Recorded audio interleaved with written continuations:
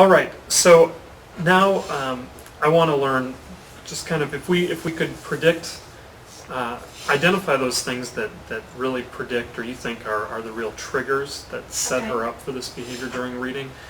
So you might think of this in terms of, are there some things in reading that she's more engaged in and some things that she's less engaged in, or what are the things during reading that you're feeling pretty sure and pretty confident that this is contributing to setting up and triggering her behavior. Okay. So these are some things in schools that we just see oftentimes that trigger problem behavior. So think again during reading, what things are triggering, distracting others, and throwing things on across the room, crawling on the floor, those sorts of things. So I'm just go through all these, and I'm just going to put I'm going to mark each one you say, and then we'll go back and rank order which ones you think are the strongest predictors. Well, I'd say the task too hard, trying to avoid the task, too long of a task, large group instruction, and independent work, I would think would be that. Okay, so if we went through these ones that you identified here, which one do you think is the strongest trigger that's most likely to be predicting her behavior? I would say the task too hard. Okay. So she's significantly below grade level and she's very aware of it. So I think that's the biggest thing, is what the instruction that we do in here, and she's aware that hers has been altered to meet her needs. So. Okay. Is there any number 2 here of any of those? So task too long, large group instruction, independent work, or?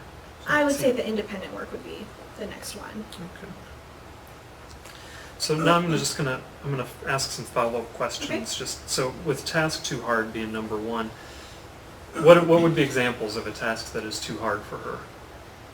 Well, when we're all on the rug, all the kids have their anthology books that are curriculum grade level that they follow along with, and it's hard for her to follow along with. So during that time, instead of modeling the behavior or kind of pretending, she disrupts during that time because she can't follow along. She's not sure where we are in the reading.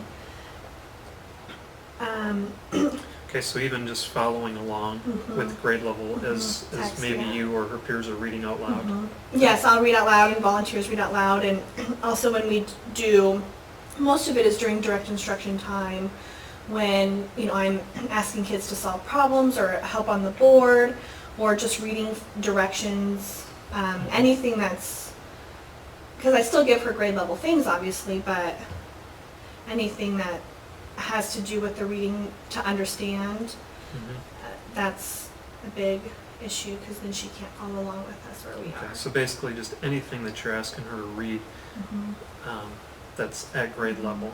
Yeah. What is her reading level? You probably have She is scores at and a level things. 10, a DRA level 10, which would be about March of first grade, maybe even January 1st grade, I think. So she's really close to a level 12. At the end right now for a 3rd grade, she should be reading at a level 34, and she's at a level 10. Okay. So that's about middle 1st grade.